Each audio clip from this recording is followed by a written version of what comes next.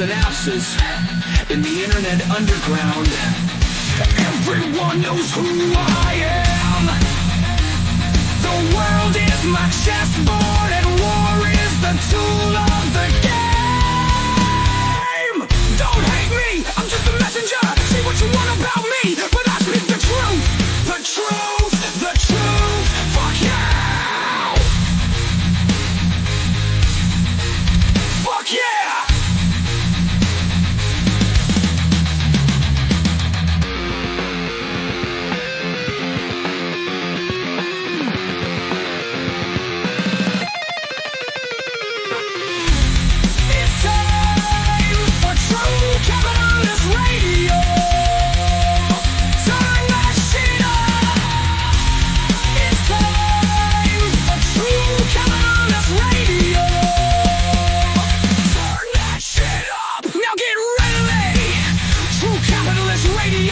Now, right now, fucking punks.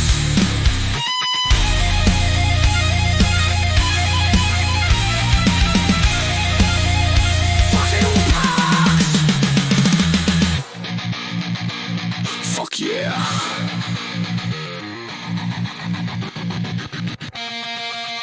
Fuck yeah.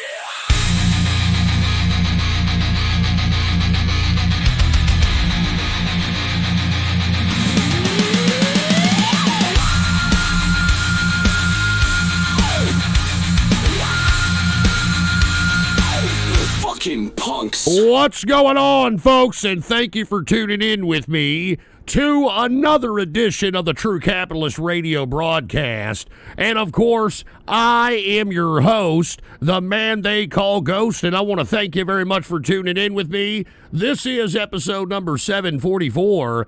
Episode number 744 for all the folks that are keeping track of the True Capitalist Radio broadcast. And before we get into anything else, I'd like to ask everybody to please spread this show across the internet and throughout the world. Let everybody you know, let them all know that the True Capitalist Radio Show, episode 744, is live and in effect.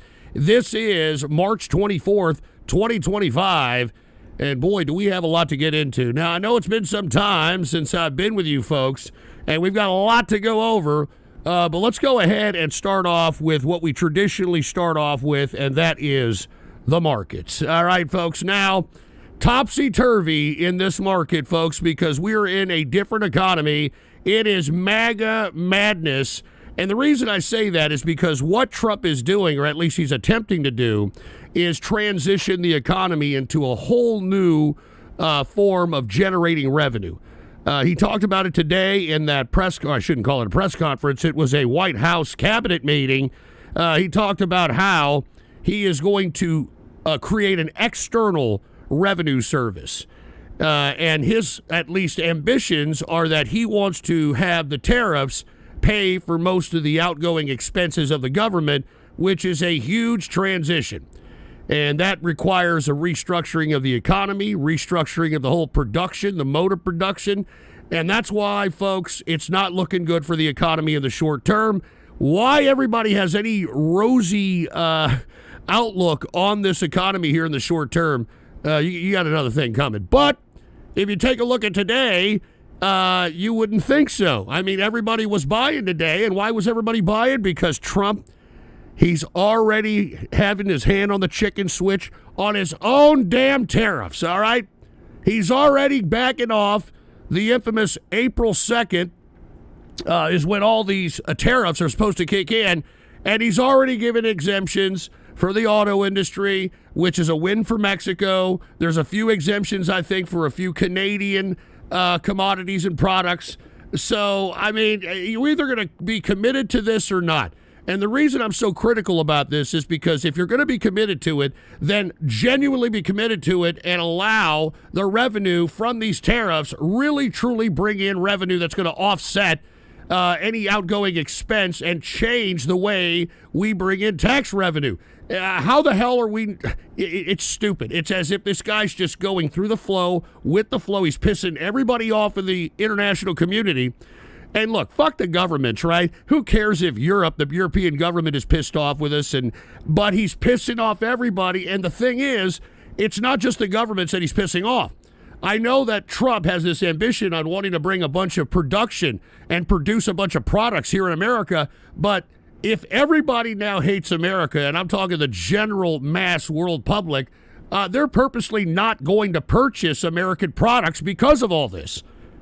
So I wish Trump would have, approached this whole tariff thing a little differently. He should have done it incognito. He shouldn't have just slapped everybody in the mouth. He could have done this from bilateral type of trading positions.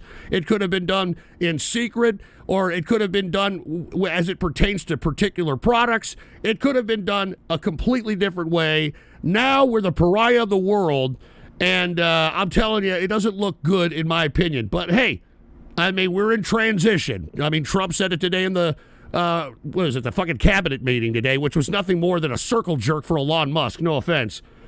But anyway, this is why everybody is rosy today in the market, is because Trump, once again, has his hand on the chicken switch when it comes to the tariffs. So the Dow, of course, is up 1.42%, closing out the Dow at 42,583.32 points.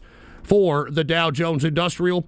We also have the S&P 500. It is also up today 1.76%, closing out the S&P at 5,767.57 points for the S&P 500. And we've also got the NASDAQ. It is up tremendously. God knows why, but it is up 2.27% today.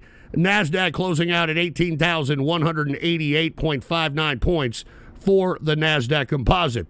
Now, even though we're seeing an uptick in the equities, we're still seeing gold above $3,000. All right, I mean, that just tells you what kind of uncertainty that we're seeing here in this market. And, of course, oil is down, and the reason is because we have an administration that's going to drill, baby, drill. And I'm assuming that his economic people think that's going to offset any potential inflation that's going to ensue. Because that's what's going to happen. I mean, everything's going to go up in price. So, I mean, you could tell his economic people are using numbers and hope it all works out, in my personal opinion. Anyway, oil right now, $69.25 per barrel of WTI sweet crude. Now, with that being said, let's go ahead and take a look at commodities for a little bit, because we haven't looked at them in a second. Put the PC shot on. This is the general commodity. Now, what you're going to see, you want to pay attention to the monthly. All right, this monthly section in all these prices, because that is going to judge what is going up in this administration and what is going down. Not too much green on that monthly chart, because, as I just stated, drill, baby, drill. That is a foundation of the economic policy of Trump, and that's a good thing. I mean, seeing a lower price in oil, that's always a good thing. Now take a look at the monthlies in the metals. All right, gold is up 3.2% on the month. Silver is up. What did I tell you about silver? You're going to get more return on investment on silver than you are on gold at this point. But silver is up 3.78 for the month. And take a look at copper. Take a look at copper. And that has a lot to do with the tariffs. That has a lot to do with a bunch of different factors. But as I've always stated, the EVs, these electronic vehicles, they require a tremendous amount of copper in order for them to work properly. So I'm not surprised. I even wrote on Ghost.Report when, nobody ever fucking read that. But when I wrote blogs on there, I did say that people should look at copper. I mean, copper's got a good future. If we're going to continue to invest in all this electronic EV bullshit, come on now. Steel has gone down because we now are having steel tariffs. Lithium has gone down because we're, I guess, assuming we're getting these rare earth deals. That's why you're seeing this down here. All right? Because it seems as if the commodities traders in this sector believe that there's going to be some kind of rare earth deal, which in turn will bring down the prices in the market. Now let's take a look at what affects us all, the things that we consume to live. All right? Now, to Trump's credit, which I said was going to happen before he was even inaugurated, he has taken a victory lap because we are seeing a decrease in a lot of the commodities. Now, why? I said it before the goddamn guy was inaugurated. If he, and I said back then, if he asserts these tariffs, the first thing that they're going after, I'm talking China, Europe, is going to go after our agriculture. They're going to cut the contracts with our agriculture. I'd buy and that for $1. And I said back then, and hold on, let me change that for Christ's sake. I forgot to change this shit. Ah, Christ. Sorry, it throws off the show. I should have done this beforehand. My apologies. But anyway, as I stated, okay, once the contracts are done and are canceled, we're going to have an abundance amount of different commodities. And you see, commodities, what happens is that they go bad. They go bad, and they have to be sold quickly. Now, because these canceled contracts are a tremendous amount of food, these producers have to get rid of it, and they have to get rid of it fast. So I said, you're going to see initially going up. So the damn food prices are going to go up. Once the contracts are canceled, which is what is happening with China and Europe and elsewhere, I said you were going to see a dramatic decrease in the short term. And that's exactly what we're seeing here today. All right, so load up. Here, let me send a test one here. Can you send me a test? Hold on, I'm testing the... They're eating the dogs, the people that came in. Oh, shit. They're eating the cats. They're eating... Oh, shit. They're eating Wrong the one. pets Wrong of the one. people that live Sorry. there. All right. And this is Shut what's it up. happening in our country. And Shut it's it a shame. up. Jesus Christ. Wrong one. I'm sorry. Wrong eating the cats. Sorry about that. Jesus Christ. That's the long version, for Christ's sake. I'm sorry. Here, let me try to send a test again. Here. I hope this is the right one. Jesus Christ. I'm sorry, folks, who we're doing this. They're eating the cats. All right, good. That's better. All right. Sorry about that. Jesus Christ. Anyway, as I was stating before I got rudely interrupted by El Foxo, and El Foxo Loco, all he said was, holy shit, George Foreman just died. Check the news. He died a few days ago, dude. Vaccinated, by the way. Anyway, thank you, El Foxo. Put the PC shot on. Once again, we're looking at commodities, and we're seeing the decrease happening in this monthly chart. Take a look at milk is down 8.32%. Palm oil, believe it or not, look at the ingredients. You'll be surprised how much palm oil is in particularly health foods and sugar-free foods, believe it or not. 5.67%. Now lumber has gone up dramatically because we do have tariffs on lumber coming in from Canada. So as a result, the demand for lumber is not going to go down. The supply has gone down. So as a result, you're seeing that in the price. It is up 7.23%. Who else? We got orange juice tremendously down 8.87%. Coffee, on the other hand, we do not have a production, or we don't produce coffee in this country. So we're at the whim of the world market. And if you take a look at year to date, 112% coffee has gone up. And that also has a lot to do with demand as well. People love coffee. There's a huge demand for it. We continue here. Cotton is down 0.70%. Look at canola oil, down 11.34%. Wool, on the other hand, is up 5.57%. Sugar is down. Now, sugar is not produced here either. So this is a lot of abundance, obviously overproduction in the areas that produce sugar, which is literally in South America, Caribbean, that sort of thing. Cacao is actually coming down from all-time highs because of some disturbance that happened in the Ivory Coast that happens every fucking 10 years over there. But it's now coming down 5.57% for the month. And tea is also coming down 6.03%. So anyway, the point I'm trying to make is that we're seeing that short-term contraction in commodities. Now, you've got to take advantage now, because next year, the inflated prices that we saw last month in all these commodities here, they're going to be there and then some. Because the producers that are having to get rid of these commodities because of the canceled contract from China and Europe, they're not going to produce as much. They're not going to produce as much commodities. So as a result, we're going to see these prices go up once again. Mark my word and plan ahead if you can, all right? Now let's take a look at live cattle. Take a look at other things. Now look at eggs particularly. Eggs have gone down 63.27% for the month. Why? Because, hey, once again, the canceled contracts from the tariffs. All right, now all of a sudden we've got abundance. Now, unfortunately, cattle ain't coming down in price. Lean hog is coming down because China actually consumes more lean hog than anything else. But for whatever reason, cattle does not come down. And let me tell you, I think it's very sad because I think that every growing young man needs to be fed red meat as much as possible. All right, my family, you know, they weren't much to brag about. They weren't the best fucking people in the world. But I can tell you that they fed me and my siblings beef during our growing years, and I never had any fucking broken bone. I played football, I rode bicycles and shit. I did all that crap, never broke a bone, fell down, never broke a bone. Let me knock on wood on that one.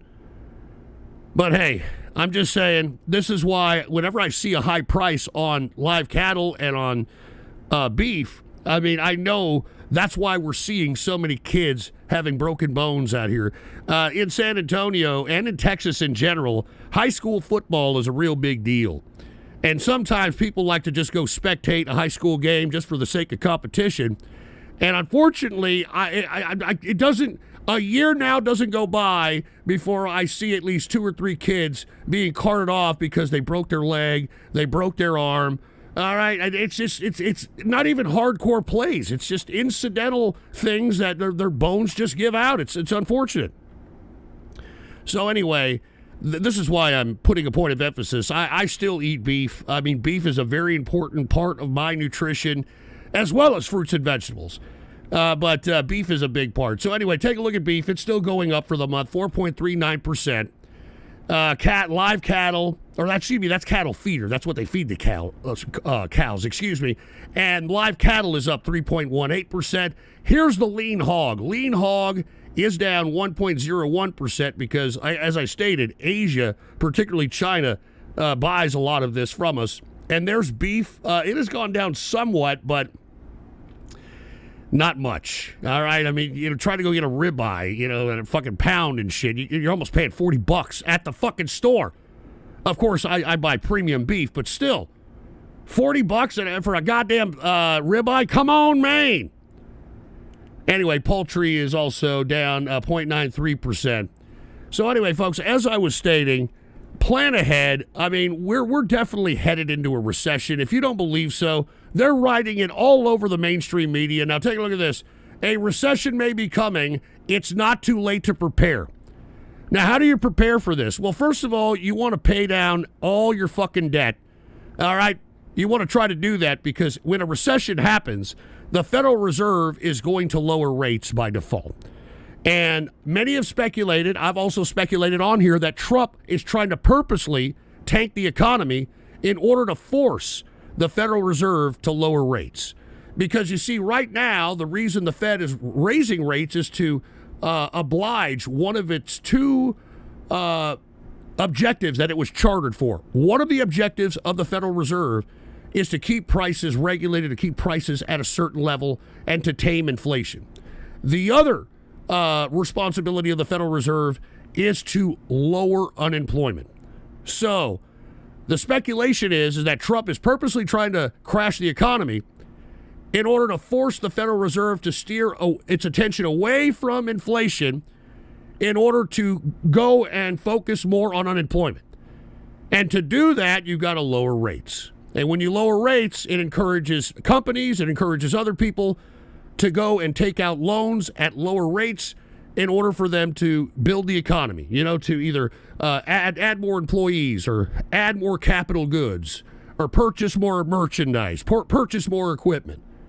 And that's literally what happens every time we have a recession.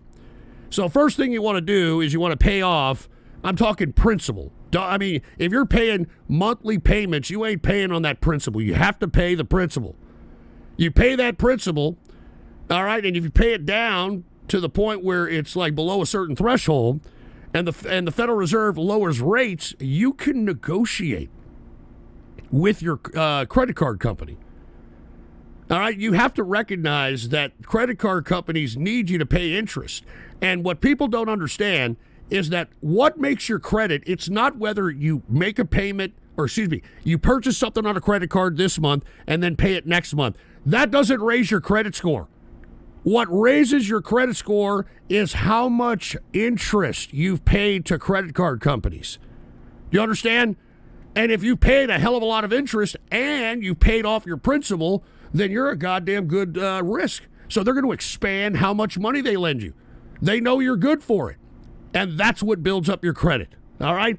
If you're just going out and purchase, I know it's a fiscal thing to do. Don't get me wrong. I know many of you people that are doing this because you think it's a fiscal thing to do. I agree.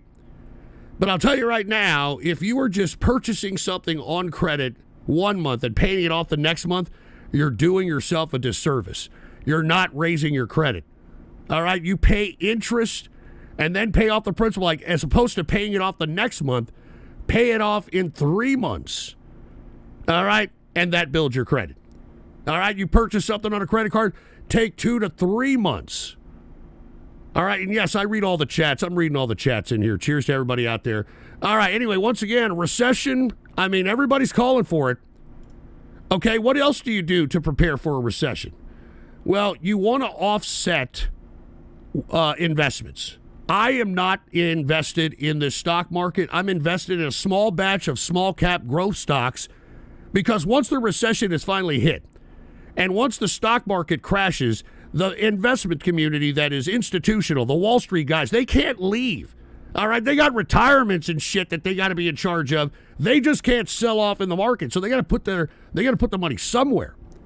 So what'll happen is that the crash will inevitably change the conditions of the mentality of the market to where instead of being a part of all this over-speculation, this massive over-speculation that we've seen in the past 4 years, now the investment community is going to chase profits.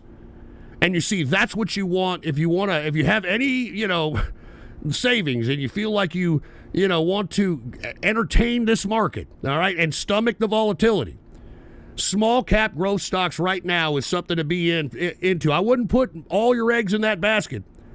But once the market crashes, these institutions have to move somewhere, and they're going to chase profit. Now, why small cap growth stocks? Because when the interest rates come down, which is when the recession will happen, the small cap growth stocks are going to be the first ones to get those lines of credit at low interest rates. And as a result, they're going to grow exponentially because they're at the bottom. All these over-speculated companies, the Big 7, the Big 12, whatever the fuck you want to call them, they've already maxed out their over-speculation. So that's why I'm telling everybody, don't touch any of this shit that's at all-time highs. Don't touch NVIDIA. Don't touch any fucking Apple. Don't touch any of that crap. All right, right now what you need to take a look at, if you've got some savings and you want to, you don't want to leave it all in cash, but you want to have a diversified portfolio, small cap growth stocks. I'm telling you, you hold on to a small cap growth stock to 5 to 10 years, you will thank me in a decade. Once upon a time, in 2010, I suggested that everybody buy a company named NVIDIA. NVIDIA was a small cap stock. It was worth about fucking $8 at the time. Take a look at it now. 10 fucking years later. Not even 10 years later. Well, it's a little over 10 years. 15 years, whatever the fuck it's been. It's been a long time. But anyway, the point I'm trying to make is long-term investment reigns supreme. And you see, I told everybody to get in NVIDIA in 2010 when we were coming out of the damn 2009 crash. So that's why I'm telling everybody right now, you may want to enter, if you have any money to put in the market, look into small cap growth. Third thing, you want to diversify your portfolio by not only going somewhat into small cap stocks, somewhat into real estate, somewhat into metals. You also want to potentially do something that's safety net. All right? I mean, don't be wrong. We got a safety net in metals, but money market accounts, bonds, potentially. Because in my opinion, I think bonds are eventually in the long term going to go up, because if Trump is true to what he's saying and they're cutting all this government expense and are trying to increase the tax revenue by increasing tariffs, then if we start paying down our principal, I'm talking about the national debt, if we start paying down our principal, then all of a sudden the bondholders and people that want to buy bonds are going to be more comfortable doing so. That's what happened in the 90s. You know, folks, I say this over and over again. The 90s was actually not a good time as far as conventional thinking. Was not a good time because we had high taxes. That was the first thing that Bill Clinton did when he came into office after the 92 election. He had a Democrat-dominated Congress, and the first thing he did was raise taxes. Well, that pissed off the American people, and as a result, in the midterms, the American people elected the first House that was dominated by the GOP since 1964.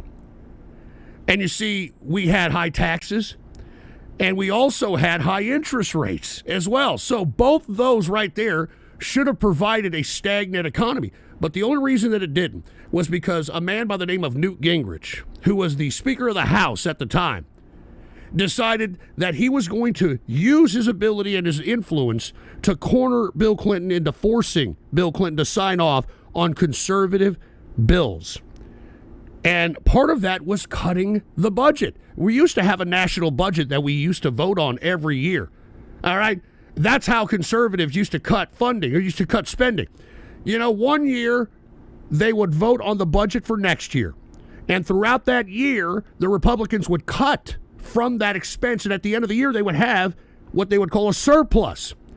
And what Clinton, at least at the behest of Newt Gingrich, what he did is he took the surplus and paid the national debt principal. And when that happened, everybody in the world was like, hey, well, let me go buy some bonds. They're paying their principal. And that's what kept the economy afloat. If we have people buying our debt, then the economy will be just fine. But you got people that don't want to buy our debt. We're $37 trillion. I mean, back then when Bill Clinton was, I mean, what was it? Fucking $7 trillion? Some shit. I don't even think it was that. So this is why you have Elon Musk and Doge and the Trump administration talking about cutting this, cutting that. It's hard to make that argument, though, when you've got the House pushing a $4 trillion spending bill for one fucking year. How the hell are you going to pass? I keep saying this. You see, you got to read between the lines. Yeah, that's great. Yeah, Doge has currently cut about $250 They're billion. eating the cats. $250 billion. And yet, they, and I'm talking the House Republicans, at the behest of the president, want to add another $4 trillion on this crap. Unbelievable. Let me get some of these donations, man. Thank you all for donating today. We got Pookie from 713 in a Rumble rant. Yeah, thank you. I'm not diabetic. Devious Dave, you ever take a look at Archer Aviation? No, I have not. I got to take a look at that. I'm not big on investing right now. If it's a small cap, then I don't know. It depends. I have no idea. I'm not big on aviation companies. They're not very good. Airline companies are no good. Even Gordon Gekko said that in Wall Street. Alexander the Resurrection. Yeah, thanks a lot. That's horrible. I'm not saying that, you fucking sick pervert. And then we've got Devious Dave Hater. Cheers, Gout Politics. Yeah, thanks a lot. And no, I did not take a look at Archer Aviation. And Stalin US, I have a credit score of 778. How can I get it over 800? But you got to pay. Well, first of all, debt to income ratio as well. All right, if you got most of your income going to debt, then, you know, that's going to hurt your credit score as well. All right, always remember that. All right, now, if you have a whole bunch of credit with no debt, and yet you still pay off, you still pay interest and pay off principal, that's how you do it. All right, I'm not kidding around. So I hate to say, that's the game. That's the game. Now, before I move on to something else, I do want to remind everybody that 25 years ago this week is when the dot-com bubble peaked. And the reason I bring this up is because the top stock at that time was Cisco Systems. And if you take a look at the chart, I've done this before, but I don't want to spend too much time on this. If you look at the chart at Cisco Systems at that time, at its peak, okay, the folks that bought at those prices during that bubble still have not gotten their money back 25 years later. All right, so that's why I warn people that are out here thinking that they're going to continue to invest in these way overpriced stocks. Give me a break. All right? And I just want to remind everybody, 25 years ago today is when it happened. And look at Cisco Systems. And take a look at its peak price. It still has not even gotten close to that. Right? It's getting kind of close to it. But 25 years, does it get your money back? All right? That's the same thing that's going to happen with everybody at NVIDIA. And all these big, magnificent 7 stocks, they're all at all-time highs. Why anybody would buy this, I have no idea. But anyway, let me get to some of these Buy Me a Coffees. We got Jatario. Thanks for another TCR. Seriously, check out student loans. Apparently, people's minimums are going sky high. I was going to talk about that a little bit. But cheers to Jatario, man. Thank you very much for chilling with us. And hope you don't have a bad case of the Mondays, you know? And we've got JSEF. A budget was balanced under Clinton until Newt, my wife, had cancer, so it's time to leave her. Gingrich got involved. I disagree with you, dude. I was there. I lived it. All right, Gingrich forced Bill Clinton to be fiscally responsible. It was because of Gingrich, welfare almost didn't exist at the end of the second tenure of Bill Clinton, because Newt Gingrich forced Bill Clinton to pass something called workfare, which meant that you could get welfare, but for a finite amount of time. And that finite amount of time, you had to go out and look for a job. If you didn't look for a job, your fucking money was cut. We need to go back to something like that. All right? But unfortunately, a so-called conservative in George Bush Jr. Kind of nixed that, and we started, getting people on the dole again. And then Obama came along and put more than half of America on the goddamn entitlement system. More than half of America is now collected some fucking welfare. It's pathetic. Now, that's why, and let me go ahead and transition, I'm not against, in theory, all right, what Doge and Elon Musk are doing. But the problem I have with it is that, first of all, Elon Musk, aside from him not even being a fucking American citizen, with all due respect, but he's not even an elected official. I mean, did you see today at the damn cabinet meeting? They're sitting them at the fucking table. All right, it was an Elon Musk circle jerk. That was obviously a directive by Trump in order to fix the PR of Elon Musk. And why is that? Because, folks, Elon Musk, all right, in my opinion, is a national security threat given his access to the government and given his access to our personal data. Now, before I get into that, let's take it back a couple of days or a few days on March 21st, because the big concern is that there was a leak out of the Pentagon that Hegseth was going to give Elon Musk China war plans.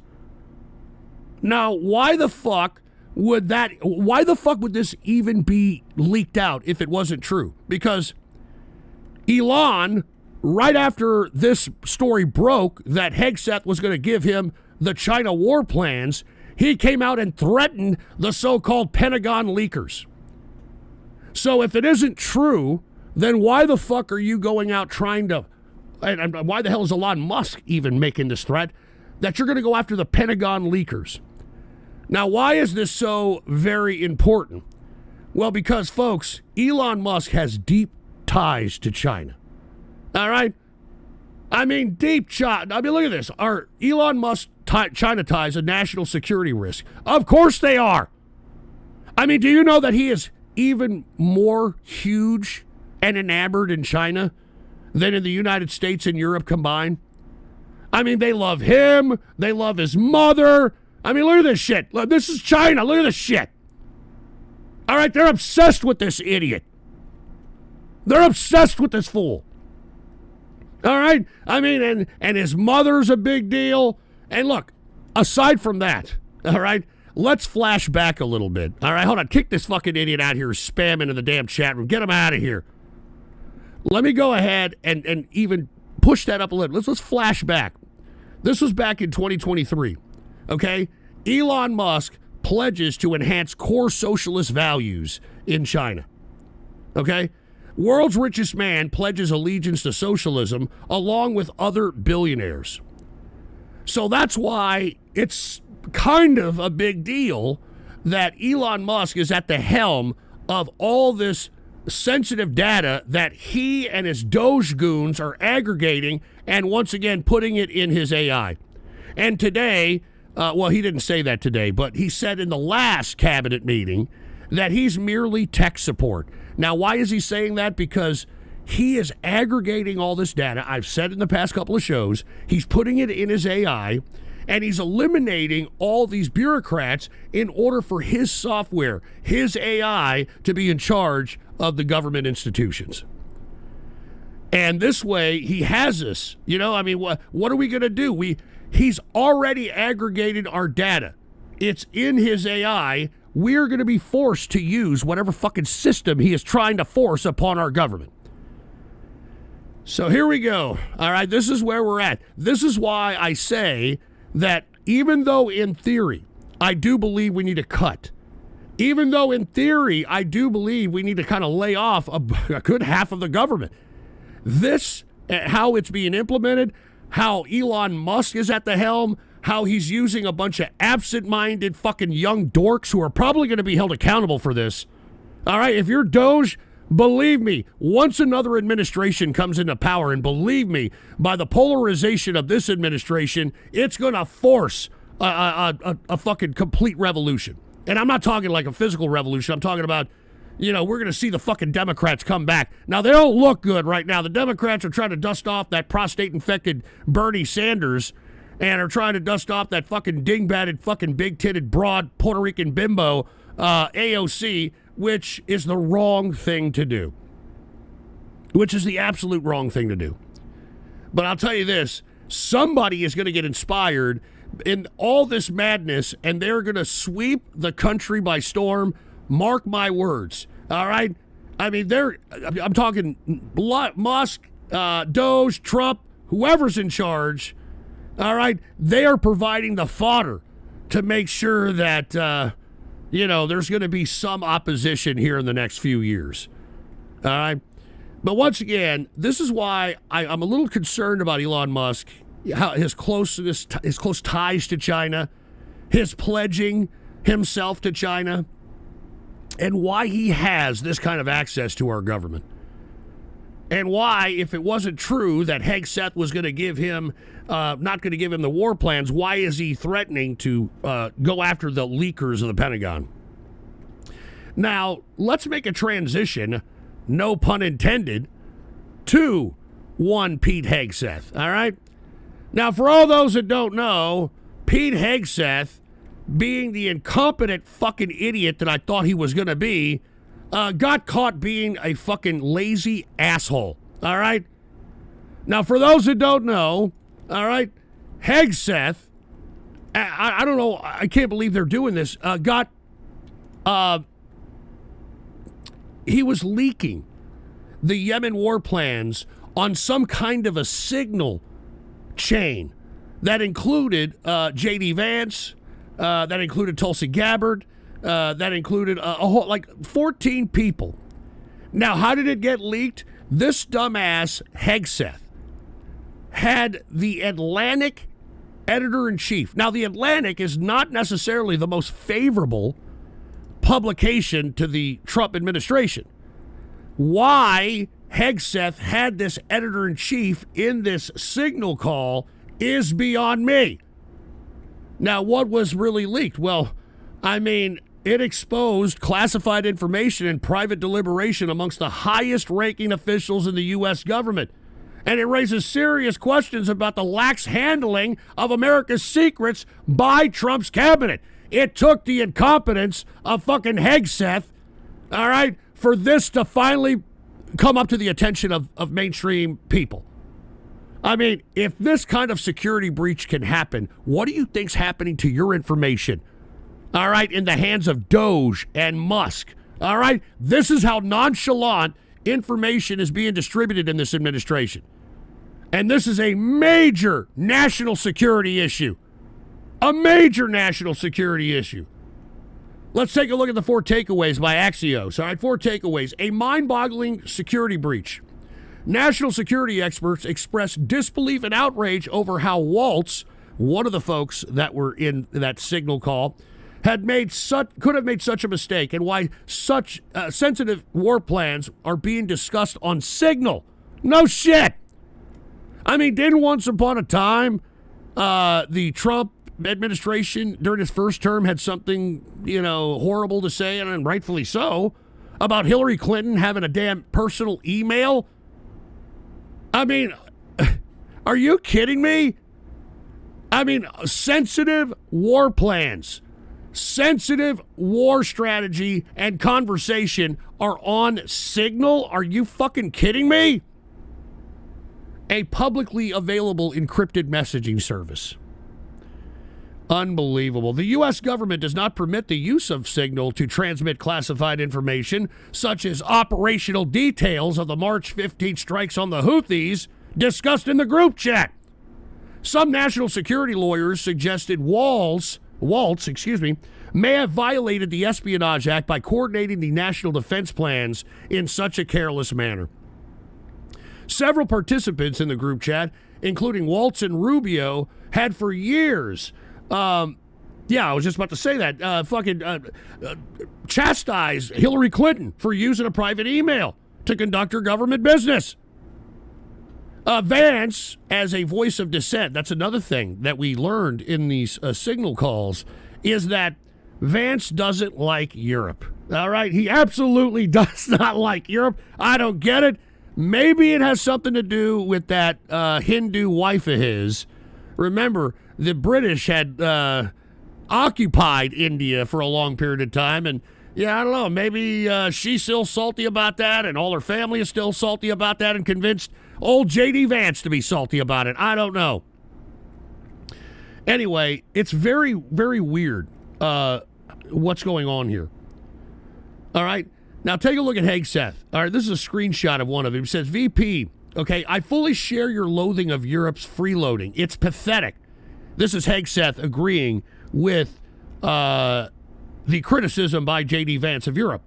But Mike is correct. We're the only ones on the planet on our side of the ledger who can do this. Nobody else even close. Question is timing. I feel like now is as good as time of any.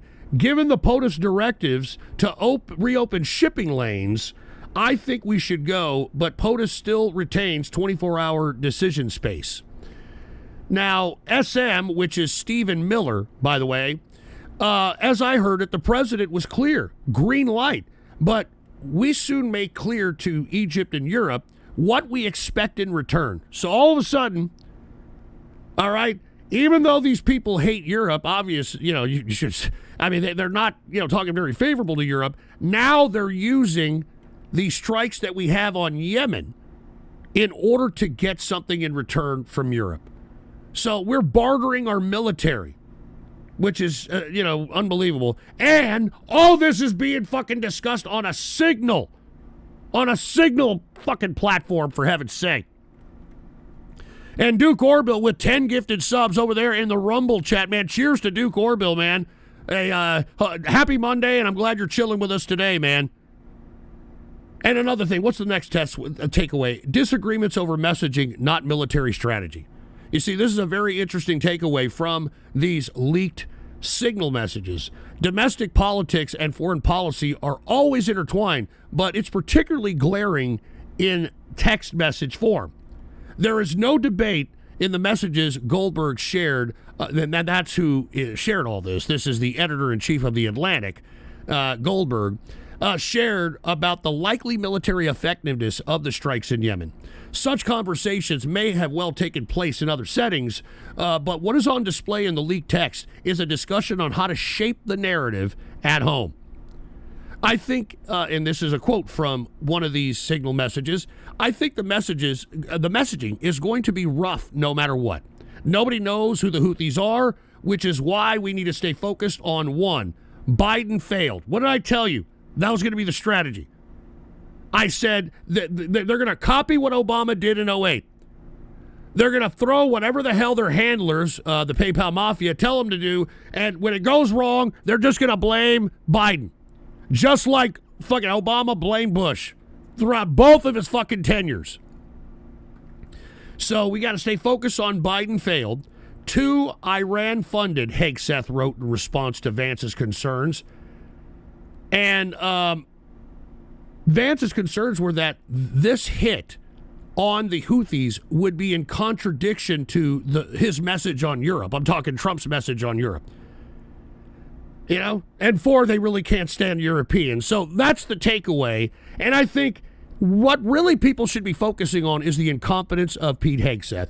I had made major concerns. I had raised major concerns about Hegseth's incompetence because this guy, he's not qualified for this job. He clearly is not. We should have heard it at the confirmation hearings. He sounded like unsure of himself. He didn't know what he was talking about, and this is clear. If he chose this form of communication to talk about actual war plans, this puts our national security at risk. By the way, today's cabinet meeting with Trump, Hegseth was nowhere to be found. The first cabinet meeting, Hegseth was practically sitting on his lap. All right? Now, Trump should have known something here. And I go back to, take a look at this. I go back to Hegseth and this rape settlement that he had. In 2020, this guy had to pay $50,000 to have some alleged rape go away. Now, do I believe he raped this woman? No. And I'm quoting in his police report. If you read the police report about this whole incident, Hegseth, when he was questioned about it, and I quote, he said she had instant signs of regret. Okay? So he knows a lot about, people being disappointed with him, obviously, all right? Now, why do I bring this up? I bring this up because this is a Department of Defense head, right? This is supposed to be the Secretary of Defense. And if this guy can be cornered in by some piece of ass at some convention, this was at a hotel where there was some convention on women Republicans. I'm not joking. He was asked to speak at this Republican woman convention and hit it off with some dumb bimbo who was there with her husband. All right? And he was already married. This is his third marriage, by the way. Cheating on his third wife. Why did he get divorced 3 times? Cheating. So the fact that this guy can't keep it in his pants is a national security risk on its own. And on top of that, this guy has a little bit of a drinking problem. Now, look, I'm not going to judge anybody who likes to, sip on the sauce. Don't get me wrong. But, I mean, there's been instances where he has been caught on camera looking like a sloppy drunk, like has to be carted and carried out. So, in my opinion, just on the fact that this guy likes to sip the sauce, and when he's a little saucy, likes to bang the broads, a perfect candidate to be compromised and a perfect candidate to be blackmailed. All right? How the fuck can we allow this man, who is clearly not fucking competent for the job, be the Department of Defense Secretary? I just don't it's instead of a DEI hire, it's a DUI hire, for Christ's sake. A DUI hire. And I said it as soon as he was named the candidate for the Department of Defense. I knew that this guy was gonna fuck up. I knew it. He's already done it. He hasn't even been on 2 months. He's already fucking done it. Jesus Christ, man. And look, the incompetence continues. It's not just that. All right, the incompetence continues because aside from that being leaked, there was an alleged audio of J.D. Vance that was leaked that the Vance camp has suggested it's fake, it's AI, but it sounds pretty damn real and it's gone viral. And I'm going to play it right now. You judge for yourself. All right, but it's of J.D. Vance not too happy with Elon Musk, all right? And if you want my opinion, sorry about that. I think that that's what this whole cabinet meeting today was all about. That's why everybody there was kissing the ass of Elon Musk except for J.D. Vance. They're eating the cats. Except for J.D. Vance. And I'll get to yours in just a second here.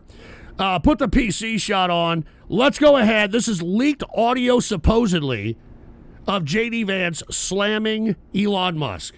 Everything that he's doing. Hold on. Let me put the captions on so you can hear and see properly. Here it is. Go ahead. Everything that he's doing is getting criticized in the media, and he says that he's helping, and he's not. He's making us look bad. He's making me look bad. And I'll tell you this, and he wouldn't like it if I said it, but he's not even in America. He is from South Africa. He's from South and Africa. He's cosplaying as this great American leader. He's cosplaying. In a room that has the portraits of some of the greatest men that ever lived in this country. And he has the audacity to act like he is an elected official. I am an elected official. I am the important one in this situation. He is the important one. If he wants to tank the economy, he's the important one. Now, look, everybody is claiming it's AI, it's fake. Even if it is, all right, it's the sentiment that's happening within the administration. All right, and look, all these folks that are in power in his cabinet, they have to pay homage to fucking Musk because Musk put, what was it, fucking $300 million into fucking Trump's account? I mean, give me a damn break, all right? I mean, this is an incompetent fucking administration. An incompetent fucking administration, for Christ's sake. So much so that, I mean, is Trump shattering American exceptionalism? Take a look at this. All right? I mean, is he shattering American exceptionalism? Donald Trump's policy shatters Wall Street's U.S. exceptionalism trade. It absolutely does. Because we look like idiots. We look like we're incompetent. I mean, come on, man. What happened to this country? All right, and why isn't anybody holding Trump's administration accountable? All right, the judicial system is attempting to, but it can only do so much. Where are the folks in Congress? Where's the GOP? Well, I'll tell you what. If you take a look at today's Ghost Report Daily, there's a lot of GOP infighting. All right, a lot of GOP infighting, and it's between the House, which are a bunch of incompetent fucking losers, in my personal opinion, when you've got people like Lauren Boebert and Marjorie Taylor Greene running the show over there. I mean, it doesn't look good. It doesn't look good over there. All right? The reason that they're, kind of at a standstill is because Senator Thune, who is now the Senate Majority Leader, doesn't want to rapidly facilitate all this massive agenda. All right? Because remember, Trump wants this massive agenda with border security, energy, taxes, all kinds of shit. And Thune, given the fact that he's the senator, understands how politics works, and he's going to be there, and everybody in Congress is going to be there after Trump is no longer president. All right? So that's what President Trump doesn't understand. Okay? He can want all this shit that he wants, but he never had the clout within the damn Senate. Maybe he had clout within the House to get this massive agenda passed. Because what he doesn't understand is that Trump is 78 years old. And if you take a look at him in today's White House cabinet meeting, he could barely keep his eyes open. There is speculation that he may not be in the best health. All right, he may not be in the best health. There's bruises on his hand that suggest that he's getting IV or intravenous drugs being pushed into his body. I have no idea, but I'll tell you right now, all right, these GOP senators know that they're going to be there way after Trump. Remember, it's 6 years to be a senator. All right? So when you're a senator, you're there for 6 years. So most of these people that got reelected, they're going to be there after Trump's gone, and they're certainly not going to want to put their name on the line for shit that could potentially upend the country. All right? So that's why it says House and Senate in a standoff. All right? They're in a standoff over Trump's agenda because Thune knows that, hey, House pricks, you're only there for 2 years. We're here for 6. All right? You guys will be long and gone once Trump is no longer in power. And lo and behold, we're going to be here with our pricks in our hands, having to suffer the repercussions of everything that Trump did. So once again, standoff happening right now over the president's agenda. Because none of these guys in Senate want to have their fingerprints on it. They don't want their fingerprints on it if it happens to go bad. And, I mean, let's just go over some of the things that happened on Ghost Report Daily today. All right. Is Trump caving in on goddamn tariffs? Yes, he is. That's why there was such a good fucking day on the market today. All right. Stocks jumped in the early trading after reports that suggested that much hyped Liberation Day, which is April 2nd, might not be as harsh or as broad as previously expected. You know that? So there we go. All right, there we are. Give me a break, dude. Listen, as I stated earlier during the financial portion, he should have done this on a bilateral basis. He should have went from country to country and said, look, you're charging us 200% on this. If you don't stop doing that, we're going to have to, charge you 200% on something. So let's make a deal. Instead, he came out and said, fuck everybody. We're putting tariffs on everybody. Fuck the world. And now the world hates our asses. All right? We're the fat bitch at the fucking dance. All right? I'm not fucking joking around. We're the people asking a bum for life advice at this fucking point, man. I mean, what the fuck is going on here? Oh, my God. Anyway, chicken switch on the tariffs. All right. But now, very interesting situation going on here. When it comes to Doge, a federal judge came out and said Doge has no rights to sensitive personal data held by federal agencies. Well, that may be a little late, Judge. All right. This scumbag has a bunch of young idiots, literal data entry. That's all these Doge idiots are. They're just entering data into an AI, and the AI is telling them what to cut and what not to cut. That's why this moron is saying, we're going to make mistakes. We're always going to make a lot of mistakes, because these fucking kids are just doing what the AI tells them. This is so dangerous that I cannot believe nobody's complaining about this shit. This guy's a fucking evil scientist. Fucking Elon Musk is Lex fucking Luthor. All right? I mean, he's going to force us to use his AI, and that's why he has 13 fucking kids. Cats. That's why he has 13 fucking kids. So they'll be in control of this system in perpetuity. In perpetuity. And guess what? Whenever the other side takes power, who are they going to go after? They're not going to go after Musk, because Musk will just buy them, or he'll flee the country or go to China. They're going to prosecute all these Doge pricks. So all you Doge people, man, you better hope it was worth it, because you are the folks who are going to be prosecuted. All right, when the other side takes power, you people are going to be the ones taking the brunt end of it, not this moron. Anyway, we got Ray Paul. I'm not going to say that. Hate to be a Debbie Downer, but it was just announced that Bruce Willis has died at the age of 70, only 5 days after his birthday. R.I.P., brother, you was a good one. Well, that sucks, dude. He had dementia, and it was not looking good for him, man.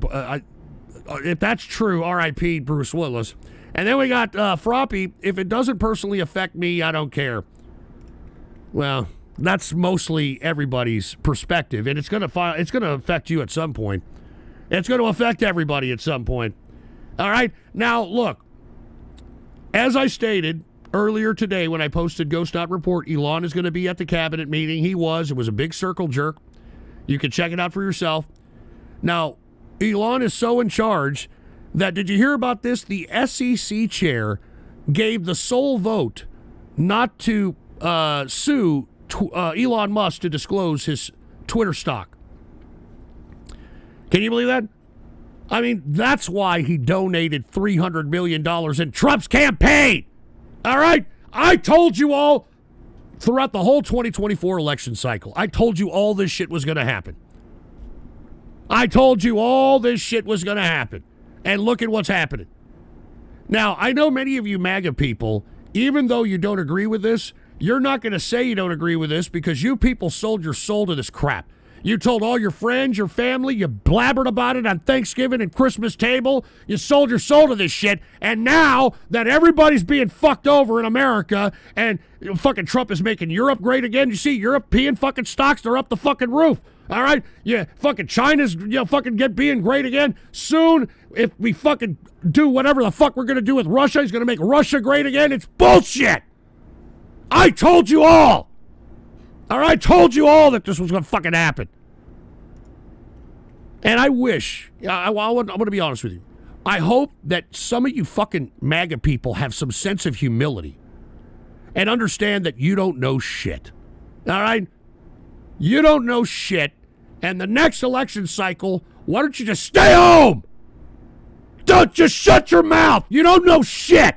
All right? I'm glad that many of you have documented yourselves in this 2024 election cycle of being a bunch of mindless morons that didn't know why you fucking voted for Trump in the first place. You're idiots. You're idiots. And Red Eyes Black Dragon, he'd probably sucker to China, sucky, long-time spies. Well, thank you for that. And then we got Kits Doesn't Flip. Elon Musk is Lex Luthor. He has AIDS from the AIDS burger. Thank you. And then Devious Dave, all of Elon Musk's kids are test tube babies. He specifically chose males. And one of his kids turns trans. That's right. I don't. That's true. Maybe it's not. I don't know. Tesla Cyberheart. Our souls have been torn and our bodies are forsaken. That's kind of deep. Kits Doesn't Flip. I know it was a joke, but I'm calling it. Elon, 100% an HIV-infested poshole.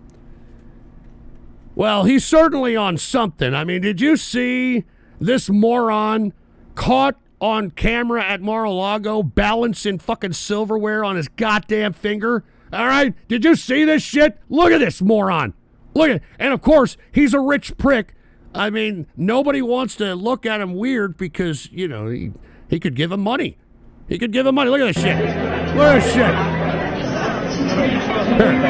Here, let me blow this up. All right? Let me blow this up. I can't blow it up. I gotta go to fucking X to blow it. I don't want to go to... Anyway, look, he's balancing some fucking forks and shit. And look at the fucking Trump's over here talking to some fool, and fucking Elon's acting like some autistic kid at a fucking at an Olive Garden after the spaghetti meal. Look at this fucking idiot. Now, if you want my opinion, okay, I think that Elon is on ketamine. All right, because many people who have used ketamine suggested that this is the kind of fucking dumb shit that you do whenever you're on that fucking drug. Now, for all those that don't know, Elon Musk came out and said that, hey, he's been prescribed ketamine. Take a look at this. Elon Musk and ketamine. I use it with a medical prescription. All right, the statement from Tesla and ex-CEO Elon Musk in a recent interview with Don Lemon, well, this was last year, asserted that the use of medication under medical prescription helps him alleviate the mental states similar to depression. All right, so he's snorting. I don't know how he's taking it. I don't know if he's got a suppository. I don't know how he takes it. All right, but he's taking ketamine. All right, and it's flipping him out, and he's chilling at Mar-a-Lago, balancing forks and spoons on his finger. All right, and for all those that don't know what ketamine is, it's actually a homosexual drug, big in the homosexual community. It is actually a horse tranquilizer. I'm not kidding. And this horse tranquilizer is really big in the gay club scene. And as a result, because we had all these weirdo fucking studies about shit, we had a study on whether or not ketamine could be used as a medicinal medication. And as a result, you've got cockamamie doctors out there that are actually prescribing this shit. So there you go. All right, I think that, he's got some ketamine in him, all right, and probably something else in him as well. But anyway, aside from that, the reason he's probably kind of upset, and the reason that he's probably out of his gourd, is because his fucking goddamn Tesla company is falling apart. All right, he's lost $150 billion in net worth because of the tanking of Tesla stock. All right, and not only that, Tesla seems to be under attack worldwide. Have you seen this shit? Tesla vandalism. No. And by the way, as much as Trump is trying to suggest that these are coordinated efforts, there is no evidence that suggests that these are coordinated efforts. All right? in my opinion, I'm talking to Musk here, if you happen to listen to this, the reason that you're having this unbelievable response and all these attacks on your Tesla is because, with all due respect, Musk, you sold the left all this bullshit. All right? You sold the left that you were an environmentalist. You sold the left that you appreciated LGBTQ rights. You sold the left that, hey, you buy my car and you sold yourself as this like fucking left-wing poster child. Okay? And then miraculously, in the 2024 election, you decide to do a 180 on these people, and they feel like they've been ripped off. They're eating the cats. They feel like they've been cheated, and they're upset about it. I'm not justifying any of the violent activity that has taken place on Teslas, and anybody who does it should be prosecuted. But you have to realize that when you start selling your company as a political product, because that's what Tesla tried to sell itself as, like the ultimate left-wing company. I mean, once upon a time, before this whole Trump 2024 election cycle, everybody who drove a Tesla was some fucking left-wing, Greenpeace-loving, fucking PETA fucking supporting fucking fruit bowl. All right? And they were all a bunch of left-wing fruit bowls that owned Teslas. And because Elon Musk literally did a 180, now he's part of Trump's team. Now he's not so much for environmental stuff. He's just a complete opposite. It has pissed everybody off. I mean, just imagine. You know how much Teslas cost? They're eating the cats. You know how much Teslas cost? Dude, Teslas cost anywhere from $90,000 to $120,000. I know they're coming down in price because they're trying to get rid of these pieces of shit. But I'm talking back then. I'm talking back when he sold all these dumbasses to pay an exuberant price for a car that they don't even own. That's right. You don't own the Tesla car. All right. You own the privilege of driving it and using the software. You don't own that car. So he convinced all these people to take out 7-year notes on these ridiculous fucking cars that break down all the time. All right. But they held their breath. They were like the Maga people right now. The Maga people are holding their breath even after every disappointment after every disappointment. That's what the left did for Elon and all the shitty fucking products. All right. They're fucking falling apart. One person had to have a fucking oil change, $5,000 to get your fucking oil change. All right. All right. To have your fucking light switched out, you have to drop like $2,000. It's ridiculous. It's ridiculous. And that's why I'm saying the adverse reaction is because these leftists feel that you abandoned them. All right? And look, leftists, as you can see, they don't like being abandoned. I mean, why don't you ask Chuck kick the American people in the balls Schumer? I mean, they're calling for his head. I mean, he had to stop a book tour because they were not right-wing threatening Schumer. Left-wing people were threatening Schumer. And why? Because he caved in on this budget for the GOP. And now everybody wants him to step down. And you know what Schumer said? I'm not stepping down. Schumer said, I'm not stepping down, even though there's massive anger towards Schumer just bowing down to Trump. And if you want my opinion, I'd like to know if Schumer got an exuberant payment from something relating to Elon Musk, because, I mean, give me a fucking break. I mean, why the hell cower? Why the hell be a Democrat? Jesus Christ. So, look, Democrats not looking too good. Not looking too good. I mean, as I stated, they dusted off prostate-infected Bernie Sanders and that big-titted booty Latina AOC, and they think that is going to somehow bring down MAGA. And by the way, it doesn't even look like they like each other. Did you see Bernie walk out of an interview when he was asked about AOC, even though they were both scheduled to come out and speak? Listen, look at Bernie. Look at Uncle Bernie. He's not happy because look, you want to know why he's not happy? He's not happy because he wants to run for president again. He wants to make more money. And because this interviewer was asking about AOC, Bernie's like, hey, she's not running for president. I am going to run for president, and that's what I'm going to do. So let's see what Bernie gets pissed off about. It's a little short clip. Would you like to see her joining the Senate? Right now, we have, as I said, just a whole lot of people in the Congress. Okay, Jonathan, thanks. Wait, I got one more. This is important. No, I asked you. Okay. You know, Yeah, you yeah. want- Look at that. Let's play that one more again. God damn it, fucking Fox News, you fucking homo. Sorry, go ahead. Let me do this again. Sorry about that. Play it again. Would you like to see her join you in the Senate? Yeah, you see, would you like to see her join you in the Senate? All right, he's talking about AOC. All right, play it. Right. God damn it, Fox News, you suck! Right now, we have, as I said, just a whole lot of people in the Congress. Okay, Jonathan, thanks. Wait, I got one more. This is important. No, I asked you. Okay. You know, you want to do nonsense, do nonsense. No. I don't want to talk about inside the Beltway stuff. I got 32,000 people. I was just asking you about AOC because she was out there with you. No, fine, but I don't want to talk about this. What was the last question? I mean, look, do you see what I'm saying? Like, he asked if you wanted AOC to join you in the Senate, and he fucking gets up and leaves. Hey, you want to play games? Or, hey, I'm Uncle Bernie. Oh, you're interviewing me. I don't care about that Latina girl out there. All right? She'd be picking my oranges if I mean, give me a break. I mean, there is infighting among the Democrats, and the Democrats, you need to take your head out of your ass. All right? I mean, give me a break. I mean, you've got Trump and the Maga fumble after fumble, and you idiots can't even fucking get yourself together and realize how to capitalize on that. You guys are idiots. You Democrats are morons, all right? And you're going to double down on this ridiculous identity politics crap? That's what got Trump elected to begin with, you dumbasses!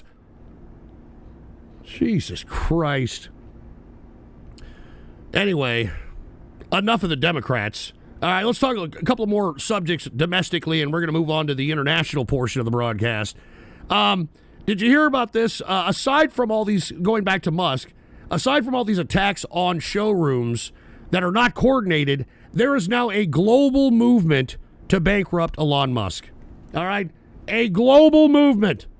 Worldwide protest targeting dealerships. You know, did you hear that they're trying to margin call Elon Musk? Because he's used a lot of outgoing debt to obtain Twitter, to obtain other things, and you've got a coordinated effort to margin call his ass, which, I mean, look at all the hate. Hey, Musk, you have to realize that you can't pretend that you don't understand why you have all this angst towards you, all right? You pander to these leftists. You pander to Europe. You pander to all these people, all right? You claim to be this ultra greenie, this ultra lefty, and now you're with Trump doing what you're doing. It is an utter slap to the mouth. And people have a hard time comprehending being double-crossed because that's, in essence, what these leftists believe, Musk. They believe that they've been double-crossed, and they don't care. You see, once you've double-crossed a leftist, they become nuts. They have a history of this shit. I mean, they have a history of this shit, man. That's what they do. What did you expect? Unbelievable. Now they're going to try to bankrupt this dude, which I don't think they're going to be able to do. This guy's fucking rich. But, I mean, I don't know what you were trying to do, Musk. In my opinion, I think that the boys that back you up in the PayPal Mafia put you out to dry.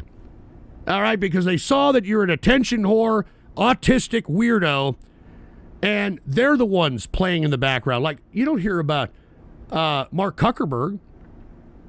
Right? Mark Zuckerberg is staying in the background now, right? Jeff Bezos, too. All these fucking big players. They're letting Elon Musk take the hit for all this shit. And you want to know why? Because they're a part of it. I just talked about how Elon Musk had close ties to China. Take a look at Zuckerberg. Let's make a transition. All right? Look at this. All right? Hold on. That's the wrong article. Mark Zuckerberg wanted to share user data with China. Whistleblower alleges Meta considered sharing user information with China. Well, that's why I'm telling you, folks. The PayPal Mafia, the tech bros, that's what they're doing right now with our information. All right? That's why I'd like to know all this aggregated data being done by Doge, where is it being stored? Is it being stored in China? Because that's what's being speculated. And Elon, nobody has mentioned it. Nobody said anything about where all this data is being stored. Is it being stored on your servers? Is it being stored on government servers? Do you understand that all these tech bros, they're done with America? You all get this, right? I mean, that's what Trump is all about. Trump is legitimately, all right, kamikazing America to leave us on an even playing field with the rest of the world. You know that?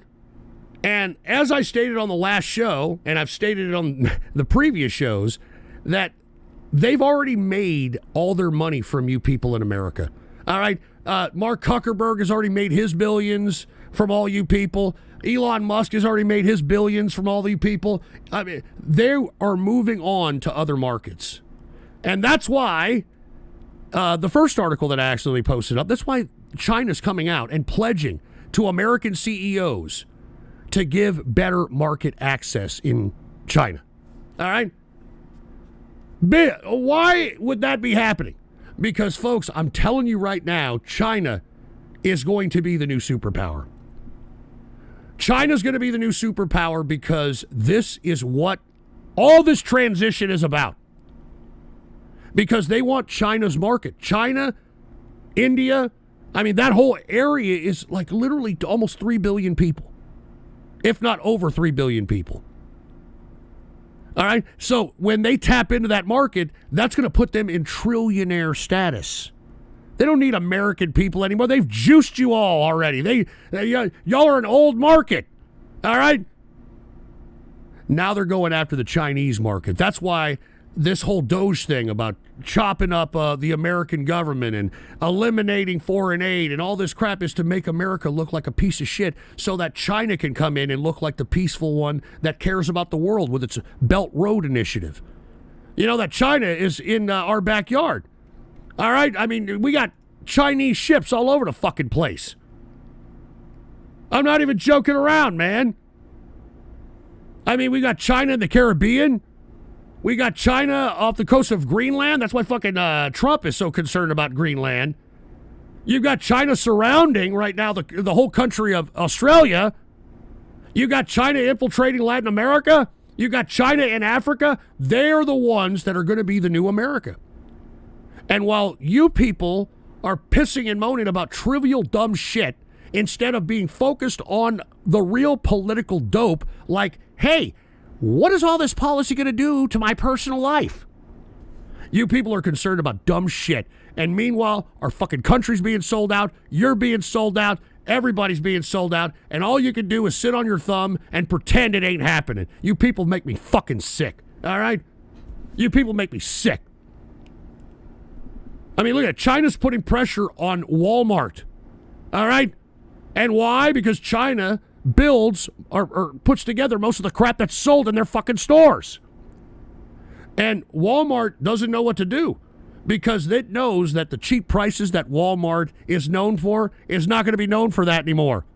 And they're going to have to go up on that crap. They're going to have to go up on the prices. All right? Do you see what's going on here, morons? All right? This is not going to make America great again. All right? It's going to put America at the same playing field as China. All right? Do you hear the kind of jobs that fucking Trump is touting? He's touting, yeah, we're going to have factory jobs. Are you fucking idiots? The fucking Chinese were doing that for fucking 10 cents an hour. All right, about fucking 20 years ago. What, now we're going to go back doing shit that I mean, it's stupid. What kind of fucking job is a factory job in the long term? All right? All it does is appease a non-productive society. And what I mean by that, it means that the factories themselves are producing. The people inside there are stagnating. What everybody needs to do, I'm not trying to say factory work is a bad job.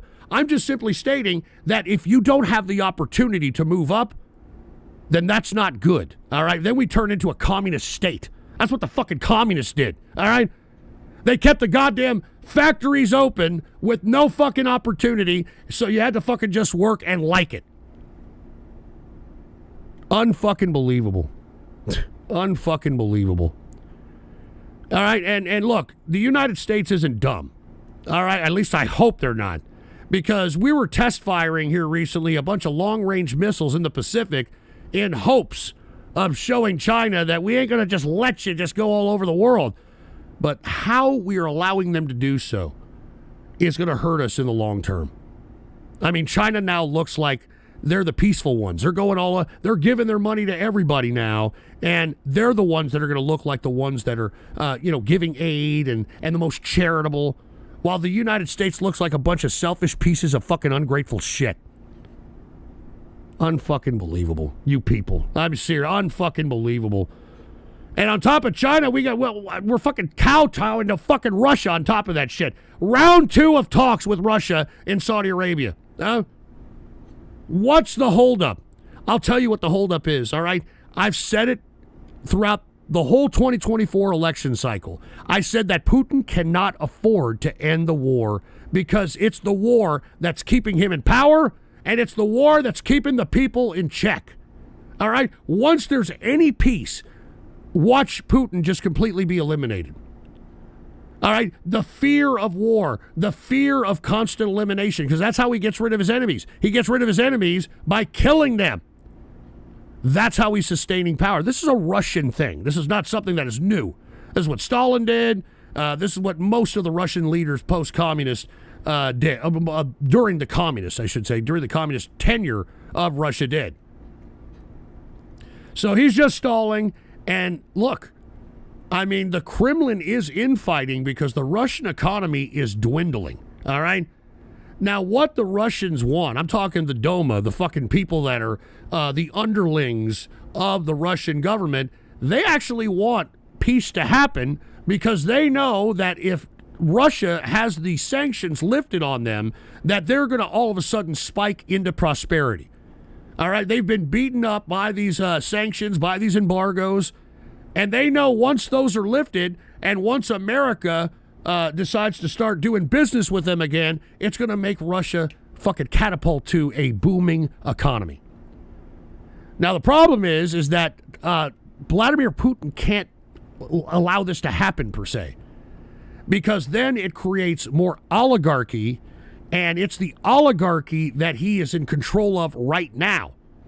All right, when you have new oligarchs, when you have a booming economy and you've got new money coming in, new influence, it leaves his particular power unstable. Anyway, Alfoxo Loco hooked it up with a buy me a coffee, and he said, I'm an occasional ketamine user. It's fucking great. I'm a very normal person, and Ket didn't do anything to change that. Well, to your knowledge and to your awareness, buddy, well, good for you. I'm not promoting that, but good for you, all right? But anyway, once again, this is why Putin is just prolonging this whole peace talk, all right? And the United States knows that it has to yield something. I mean, Trump's foreign policy is on the line, and, I mean, the fucking Russians have to do something. So the bar has been lowered now. Now in this round 2 of talks, at least according to leaked reports, the U.S. is seeking at least a Black Sea ceasefire. All right? All right, U.S. seeking Black Sea ceasefire in talks with Russia and Saudi Arabia. So obviously, this is not going to come to an end. How Trump is going to sell it, he's going to hype it up like, hey, we got an announcement, we got this, we got that, and nothing culminates. So he has to champion little small steps now, even though Trump said that he could settle this war in a day. Remember he said that during the 2024 campaign? He said he could settle this war in a day, and he's not. Putin knows that he's got Trump right where he wants him. All right? As a matter of fact, the fact that Trump is even cowering to Putin bolsters him not only in his domestic politic, but the international politic as well. So I'm telling you right now, man, this is not good as far as the United States. Now, in theory, I do understand their optics. Their optics are, and I heard Rubio today in the Oval Office, or excuse me, the cabinet meeting. He was saying that Trump is trying to institute peace in the world. And that looks good on face value, but how do you do that with somebody who doesn't want it? And I'm talking both sides, really. I mean, Putin doesn't want it because he can't afford. Eating the cats. He cannot afford to make sure that there's any kind of peace. His life depends on perpetual war at this point. And same with Zelensky. I mean, Zelensky, too. He's not very liked by his people. I've never really liked Zelensky. I mean, if you go back to past shows, I have given major criticism to Zelensky because he should have, during the initial invasion, should have conducted a guerrilla warfare on the troops of Russia's invasion. Instead, dumbass Zelensky decided to, I thought this was the dumbest strategy of all time, face them face to face in the battlefield. I mean, you're clearly going to be outnumbered at some point. That's what Zelensky's big fucking, we're going to have an offensive. We're going to have an offensive on the invasion, and that's what fucked Ukraine up and has put Ukraine in this precarious position.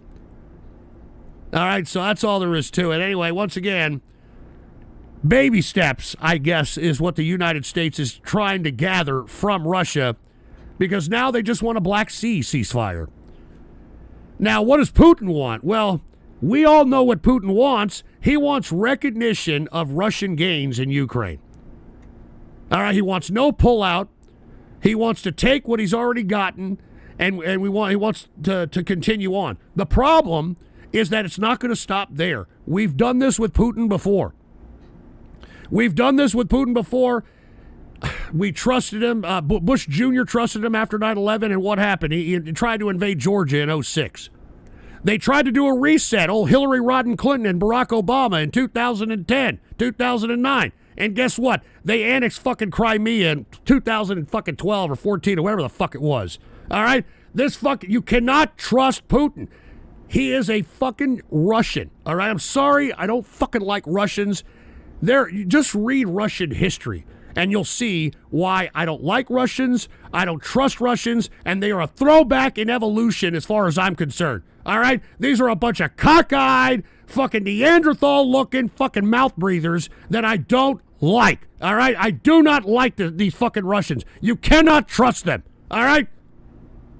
You cannot trust these people. So, and that's just the history behind Russia. I mean, the Russian people, these are the people that brought serfdom to the world. All right? A classification below slavery. And most of them are happy with that. That's the thing about Ruskies. Some of them are happy being oppressed. I don't want to be around people that are happy being oppressed. So anyway, even though you've got this attempt by Trump to try to have a peace deal, he's reportedly angry on the inside because even though he's trying to look like a peace dealer, all right, I don't know if he wants a Nobel Peace Prize or whatever the fuck, but because Russia and Ukraine continue to give each other strikes, drone strikes, air strikes, it's pissing off Trump because it's making him look bad. Remember, his mouth wrote a check his ass can't cash. He said throughout the whole 2024 campaign that he could have this war done within a day. And that has obviously not been the case. Anyway, we've got Count Binface, who hooked it up with a Buy Me a Coffee, and he said, sorry to burst in, Ghost, at such a late stage, but I didn't crack a V for vendetta joke by saying that the American people are idiots to vote for Trump, who would sell you Yanks to the East. Weird times that I, a joke politician who had beaten out Nigel Farage in a croissant eating competition, was somehow right about Trump and Musk. Well, you kind of are right. I mean, I hate to say it. I mean, this is not looking good. Count Binface, none of this shit's looking good. And look, because Trump has kind of upended the world, you've got people taking advantage. And one of the people taking advantage is Erdogan in Turkey. Now, for all those that don't know, Erdogan has arrested his political rival in Turkey, and all hell has broken loose. All right, take a look at this, all right? Turkey detains journalists and protesters, and the reason is because the Turkish cannot sit back and be silent after so much perpetual corruption that is Erdogan. Now, Erdogan has been through this before. I mean, lest we forget that he faked his own coup. Remember, I don't know, for all those that were listening to me at that point, it was in 2016 when Erdogan, he decided that he was going to fake his own coup.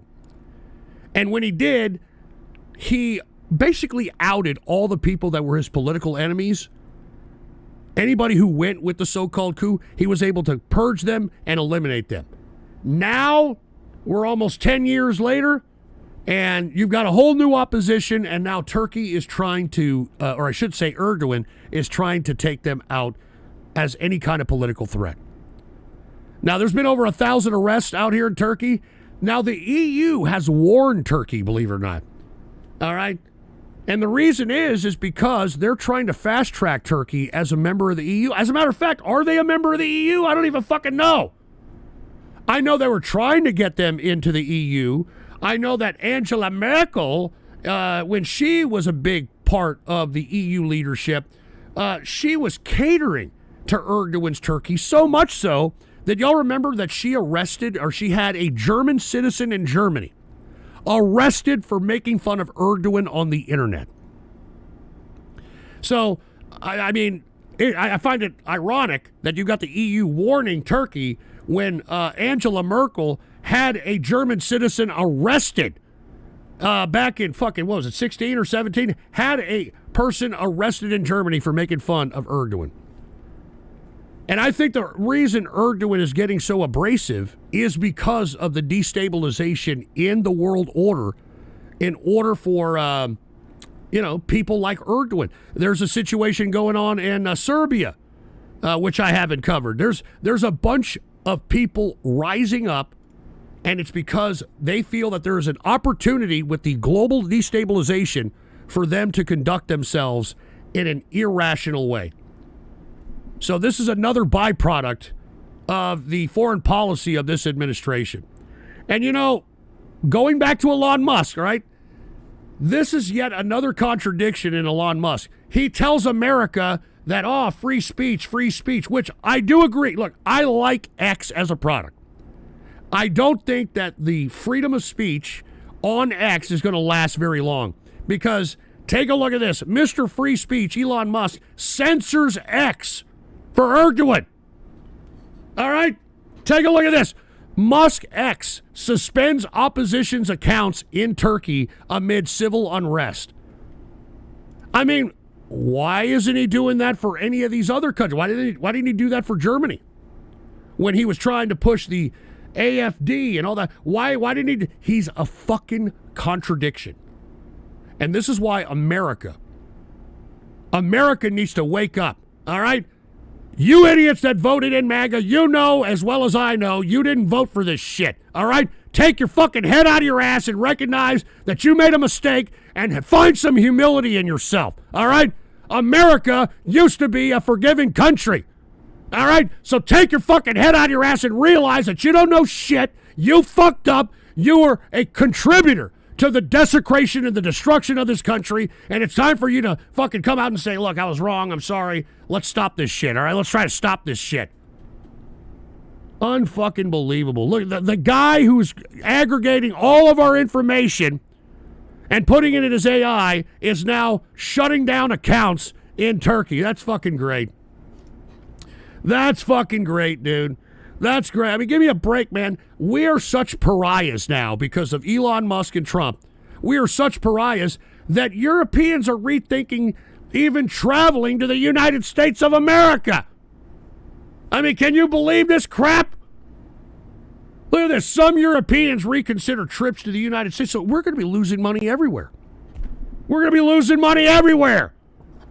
All right, we want people to visit the United States so they can spend their money and have that money circulating in our market, for fuck's sake. Unfucking believable, man. And look, of course, some stupid shithead who thinks he's a fucking patriot because he has a fucking flag on his car saying, who gives a shit about Europeans? You're a fucking moron, all right? When you're on the street, when you're on the street, and you've been evicted from your fucking house, you'll understand why it's so important for people to come over here and spend their money in America, you fucking piece of shit. Jesus fucking Christ, you fucking people. Anyway, Kits Does a Flip hooked it up with a buy me a coffee and said, free speech Musk on Twitter never existed. You can't even say baguette. Unrelated. Meanwhile, Twitter's main rival, what? Juice Sky, or you mean Blue Sky, sorry, has pissed off its user base by using AI tools. Well, I mean, that's what they're using as the threads over there. The threads, it seems to me like nothing but a bunch of fake users. All right? Put the PC shot on. Blue Sky embraces AI, sparking massive user uproar. Well, what'd you expect? All right? Some fucking liberals, fucking took some code and compiled it, got some server space somewhere. What'd you think was going to happen? What the fuck do you think was going to happen, for Christ's sake? Anyway, thank you, Kits Does a Flip, and cheers to you. All right, but we are the pariahs of the world, and it's pretty sad. Pretty sad, to be exact. All right? Anyway, let's continue on here. We got a lot of things to talk about out here. Let's talk a little bit about other international news here. Did y'all hear that Japan is mulling a social media law? I mean, I'm glad that they're starting to do this because I don't believe children should be on the internet. All right? I don't think they should be exploited on the internet by their parents. I think that there should absolutely be some kind of a law preventing parents of exploiting their children. I mean, because they don't have a choice. And they're not even of legal age to have the choice of them having images circulating, especially as their child, when they're a child, circulating the internet. All right, so in my personal view, props to Japan. All right, this has got to come to an end. Social media has destroyed the social interaction of people. I mean, we are at all-time lows in Western civilization on marriages. We're at all-time lows when it comes to baby making. And it has a lot to do with social media. It has a lot to do with social media and the sexification of it. Every whore now has an OnlyFans. Or has like fucking some Twitch thought stream. Or some bullshit like that. It is corrupting women and it is making men effeminate. All right? And it's a disgrace. That's why I don't really give any respect to any woman or anybody that sells sexuality. All right? If you sell sexuality and you wonder why you're being stalked, then give me a break. If you're selling sexuality and are wondering why the guy, that sends you hundreds every day just to say hi baby is showing up at your doorstep, give me a break. All right? What we need here is we need men. And I think it's too late for Western civilization. But we need men to be protectors of womanhood. And by doing that, that means not spending money on Twitch thoughts, not spending money on OnlyFans, all right? And protect women that have value. Protect women that have morality. Court women that have morality, that have values, that aren't some disgusting bitch shitting out a banana for fucking $4.99 a month. All right, so anyway, bravo to Japan. And I think they already did this in Australia. But we need more of it, if you want my personal view. All right? Now, South Korea, let's go ahead since we're in Asia. They have just reinstated their prime minister as the acting president because the president tried to stage a coup in South Korea, President Yoon, and he is currently on trial awaiting what his punishment will be. And that's why, unfortunately, South Korea is in limbo right now. And keep your eye on whether there's going to be any disorder in this country. All right? Believe it or not. I mean, the whole reason why Yoon attempted the coup, according to him, was because there was a communist infiltration into the South Korean government. And I don't think he's wrong. I really don't think he's wrong at all. Anyway, Philippines, believe it or not, we're actually having an army drill out there with the Philippines ahead of Pete Hegseth visiting the region. Now, why is this important? Because it kind of shows China that we are a coalition, at least with the Philippines, when it comes to the South China Sea situation. Now, for all those that don't know, the South China Sea has been a very volatile place, especially amongst Philippines and China. Marcos has been frequently confronting Chinese boats in its area of the South China Sea, and of course China has rebuked those confrontations. So very tentative over there, and that's why we're showing China that we're on the side of the Philippines if it ever goes there. All right? FYI. Let us continue. We all have heard Pakistan and their major trouble. They're having major trouble out there in Pakistan with the Taliban. And I'm not just talking about the Afghan Taliban, the Tariqi Taliban, which is the Pakistani Taliban. Well, now the Pakistani foreign minister is actually calling for a dialogue with the Taliban. All right, you can't beat them, join them. So let's see if they have a sustained dialogue. Now, why does Pakistan want a sustained dialogue with the Taliban? Because they don't want them to hit them up anymore because they already have enough trouble with the Balochistan terrorists. All right, well, I'm not the separatists. I don't call them terrorists, separatists. All right. Now take a look at this.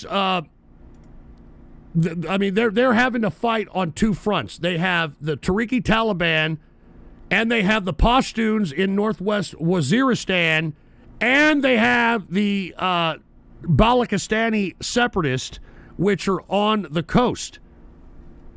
So the Pakistanis have got to figure out how to juggle these multi-fronts. And now let's not forget their ex-prime minister, Khan, who's in jail. You got his supporters. You got his supporters out there causing a mess. So there's a lot of bad shit going on in Pakistan. Keep an eye on it. Now, the funny thing is, since we're in this region, did you hear, even though Trump was talking a lot of shit about how the Afghanistan pullout was bad and we shouldn't have done it, even though it was negotiated by him, this goes to show you that we're still favorable with the Taliban. Take a look at this. U.S. lifts bounties on senior Taliban officials. Now, why would the Trump administration do that? Why would the Trump administration lift bounties on senior Taliban officials if we were enemies with them? It's because we're not enemies with them. All right? Why do you think we left them all of our armaments and shit? We want them to fuck shit up in the region, which they're already doing. They're already in somewhat of a contentious confrontation with Iran over a body of water. All right? They're already causing some shit for Pakistan. They're also, keeping the ISIS fighters training area. But by the way, there is an ISIS fighting training area. I talked about it 2 years ago in the area bordering Tajikistan and Afghanistan. There's over 10 to 15,000 fighters over there training as we speak. So it's good to know that at least this CIA operation did not get cut. All right, just saying, this is a CIA operation. So even though you got Trump going after the CIA, he's still using some of the operatives that we have used for some time. Now, with that being said, let's talk about the Middle East, because this is starting to become a very, very big time powder keg. And why? Because, Israel's fucking shit up, man. Israel now has broken the ceasefire and has now made a military directive into occupying Gaza and ruling over the Palestinians. Now, this is obviously not going to go over very well in the Middle East. It's already very contentious, and Trump made that apparent today in the cabinet meeting. He said, we got a mess in the Middle East, and it's because, let's be honest, he didn't want to say Israel, but their aggressive stance and their aggression on the Palestinians in Lebanon, they're considering hitting up Iran. They've hit up the Houthis in Yemen, pissing a lot of Muslims off, to say the least. And now that they just went in, they've killed, I think, in the past couple of days, 500 Palestinians. Their latest war plans is to occupy and rule over the Palestinians. So, real big mess. I don't know. Are we still going to own Gaza? Remember, that's what Trump said. We're going to own it. We're going to own Gaza. We're gonna put a Trump hotel on Gaza. Give me a fucking break, man. Give me a break. We haven't seen nothing yet in the Middle East. I expect a lot of shit happening in the next 4 years in the Middle East. All right? A lot of fucking shit happening. Now, even though Israel is being aggressive, why is Israel being aggressive? The same reason why Putin is still continuing on with his war. Netanyahu is fighting for his political life. All right? Take a look at this, all right? As Netanyahu fires Shin Bet chief, right-wing Israelis are joining mass protest against him again.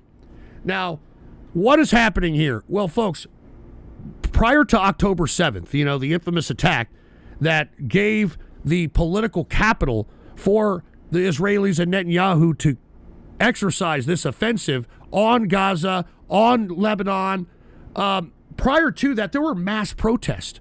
500,000 plus Israelis protesting against Netanyahu because he did what Trump tried to do in 2020. All right? He took over and usurped the justice system in Israel just to have all the investigations into corruption on him, his son, just go away. So prior to October 7th, what was happening, that weekend of October 7th, there were massive amount of Israelis in the street calling for the step down or the removal of Netanyahu. Then October 7th happened. When October 7th happened, that gave Netanyahu and his administration the political capital and the Israeli will to go and use military force into those that perpetrated the October 7th attacks. And you see, that was a holding pattern for Netanyahu to get to the point where he is now. Okay? And that's 2 years later. 2 years later, even though he has this major offensive, and that's why he doesn't want to stop the war. If he stops the war, that's it for Netanyahu's power. All right? So Netanyahu, as these protests are happening, as he's making these very controversial firings and usurping power, he is tripling down on the war offensive. Because that's what will keep people, at least the majority of people, not everybody in Israel, but it'll keep the majority of them unified and socially organized. So there you go. All right, so that's what's happening in Israel.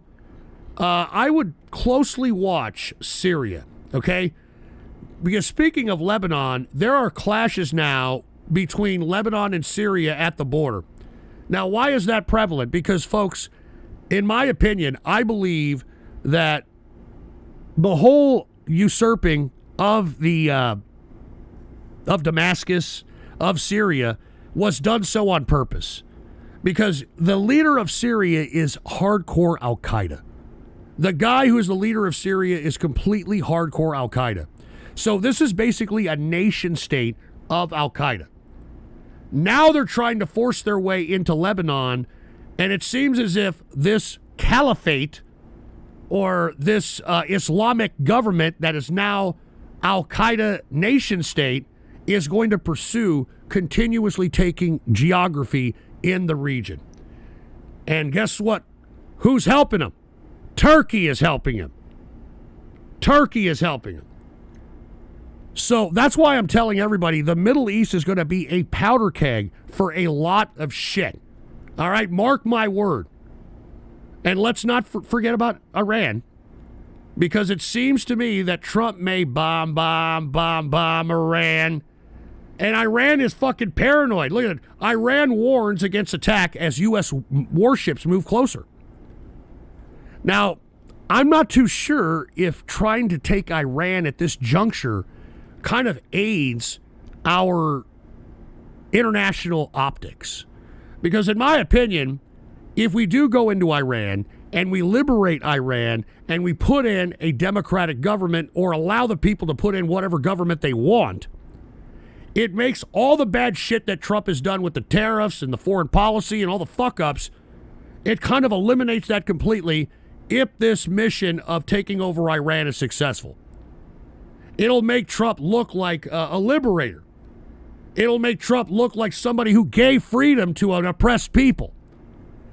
Now, unfortunately, because we are the bad guys in the world, we may have some opposition that may aid Iran, which is very, a little apprehensive in my personal opinion, because we would have a coalition.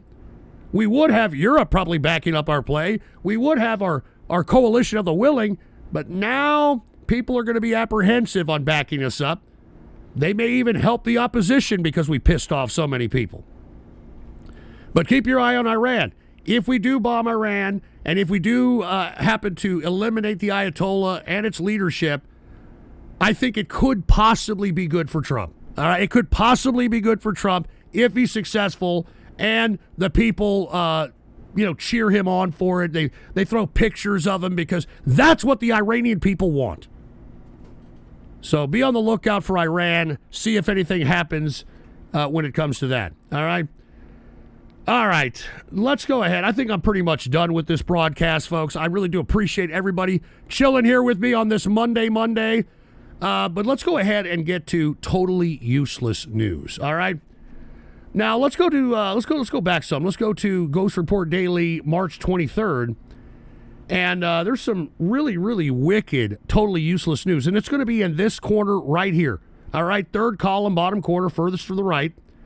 Take a look at this. Woman drowns her dog at airport because she couldn't take it on the flight. Can you believe this shit? Look at this shit. Look at this. Not even kidding. In extreme and tragic action. Look at this. By killing the dog.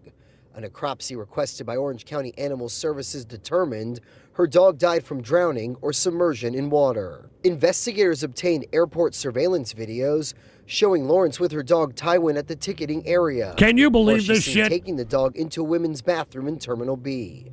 Police say Lawrence eventually boarded her flight to South America after she's caught on camera waiting at the gate without her dog. Orlando police say the disturbing discovery happened inside this women's bathroom near the WestJet ticket counter. An airport employee told police she saw the suspect Allison Lawrence on her knees in the handicapped stall cleaning up a lot of water and dog food. When that employee returned to the restroom about 20 minutes later, she says she saw the suspect leave and then she found the dog dead inside a trash bag.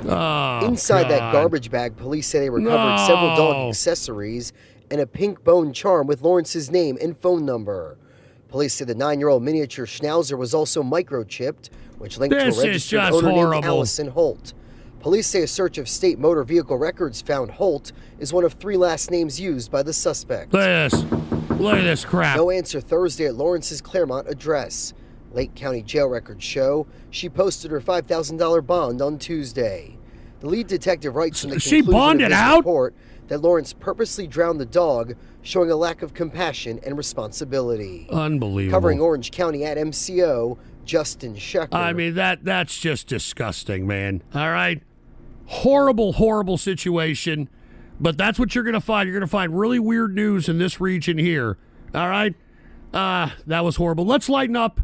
Or maybe not lighten up. We're still a little morbid here. Did you see this one? Same day, man's dying wish to be buried in a Snickers bar coffin. Can you believe this shit? All right? I mean, fucking nuts. All right? Not even joking around. Take a look at this. I'm nuts. All right? I'm not fucking kidding around. Paul's family informed us that he was one of the life's true characters, and his farewell needed to reflect that. So there it is, all right? I mean, just imagine your dying wish to be buried in a Snickers bar container. Unbelievable. I'm telling you, you're going to find this kind of news on Ghost.Report, all right? I mean, of course, I have a bunch of political stuff, some foreign policy stuff, but right here in this region is where you're going to find totally useless news. Let's go back one more. Let's go back to this one, all right? Now, take a look at this, all right? Man lives as nun for 22 years, all right? All right, Frank Tavers, famously known as Nun Man, shocked the world with his unbelievable story as he lived as a nun for 22 years. I'm not saying that, all right? His journey as a nun began at the age of 4 after a tragic accident claimed his parents' lives. With his grandparents unable to care for him due to financial struggles, he was placed in care of the Dominican nuns at the convent. So there it is. All right, the nuns raised him as one of their own. I mean, just imagine that. Just imagine that. All right, let's go up one. Let's go to today's here. Did you see this? Man rushed to a hospital after getting his girlfriend's hand stuck in his mouth. All right, there it is right there. All right, so he had to go to the hospital because I don't know why he was trying to fit his girlfriend's hand in his mouth to begin with. I have no fucking idea.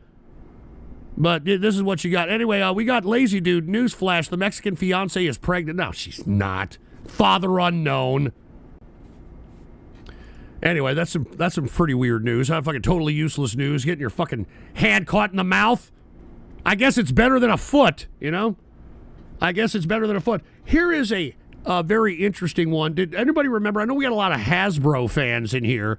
Does anybody remember the penis-shaped Play-Doh toy? All right, this was from 2014. They actually produced this.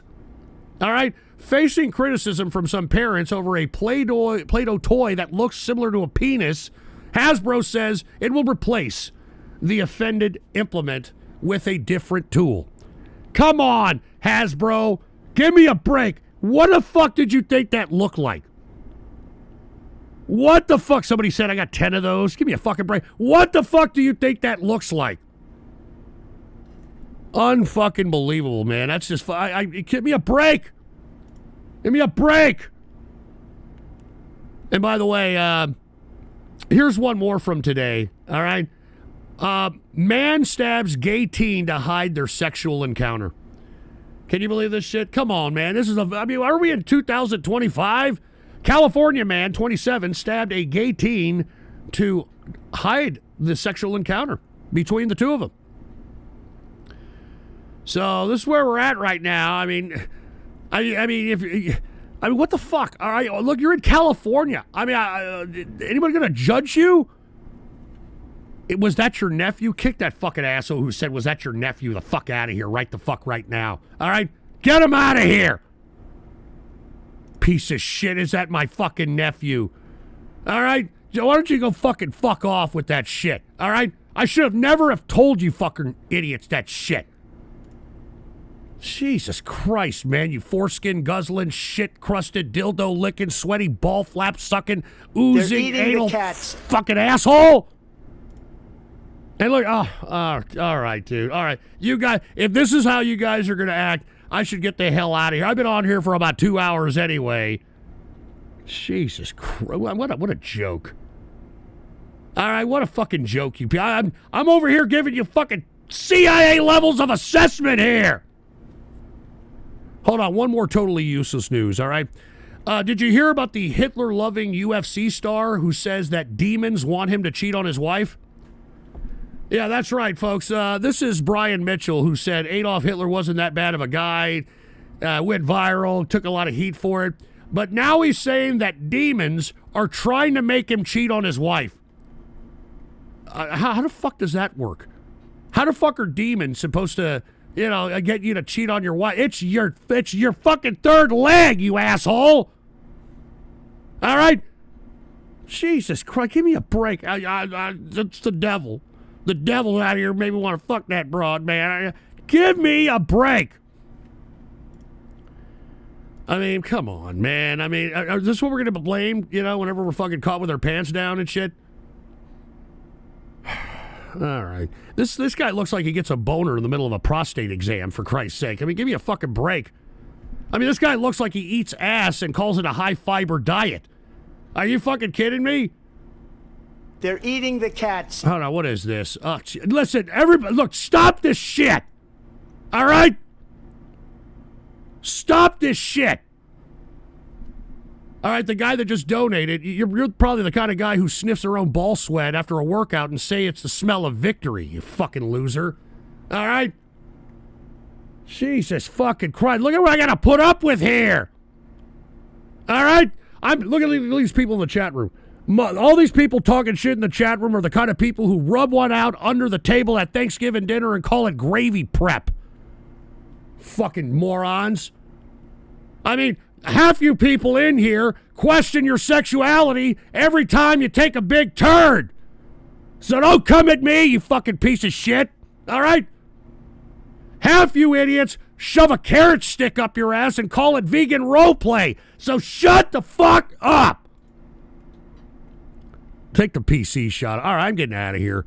All right, I'm getting out of here.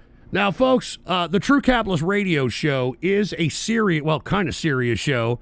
I do conduct another show, which I will do tomorrow. I do the Ghost Show on Tuesday and Friday nights, 8 p.m. Central Standard Time. All right? They're eating the cats. And hold on, let me get to some of these Buy Me a Coffees here. And like I said, it's going to be every Tuesday, Friday, the Ghost Show. All right? And it's the same morning. Look, They're stop. eating the cats. Cut the shit.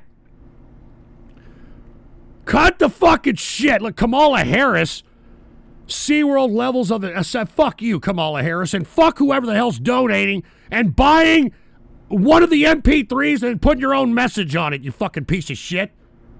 All right, enough of this shit. I've had enough. All right, I've had enough of you fucking people. Jesus Christ, man. You're the kind of guy that... No, never mind. I shouldn't say anymore. All right? I shouldn't say anything more about you fucking people. You're not worth it. All right? You're not worth it, you fucking scrid rupture, bitch scholastic pieces of nipple clamp loving, butt plug up the ass looking fucking losers. I don't fucking know. I'm fucking tired. I'm fucking tired. I'm going to the True Capitalist Radio chat here in about 30 minutes, all right? I don't need to put up with this crap. And for all those that don't know, there is a True Capitalist Radio member chat where we discuss serious subjects. No trolls, no fucking drama, none of that shit. All right? All you got to do is go to buymeacoffee.com/GhostPolitics and go down to this section to become a member here. And I want to say cheers to the folks in the TCR member chat. I have a great time in there. We talk serious discussions. We talk about stocks. We talk about politics. We talk about foreign policy. We talk about a lot of stuff. So if you want to support the show, you want to come chill with us, I'm going to be drinking in there today, so it'll be a little bit informal, but still serious. All right, cheers to everybody. You see that bottom box on the left-hand corner? That's who gets to chat exclusively on the True Capitalist Radio Show, the True Capitalist Radio members. All right? So cheers to everybody in there. Kits Does a Flip, Kirk Johnson, Blade the Stelron Hunter, and everybody else that's a part of the True... Duke Orville, cheers to you, man. Cheers to everybody a part of the True Capitalist Radio chat room, man. Anyway, I'm going to get out of there. If you're a member of the True Capitalist Radio chat room, I'm going to be there in about 25 minutes. All right? Once again, Tuesday, Friday, Ghost Show. And the Ghost Show is a little bit rambunctious. All right, we conduct internet tomfoolery, and it's not a serious show. So just FYI, all right? Anyway, thank you all for tuning in with me. Until next time, I'm out of here. The cats. Yeah, well, you fucking piece of shit. Can you cut the shit? Anyway, I'm out of here. Woo! Oh, that was a weak one. Woo!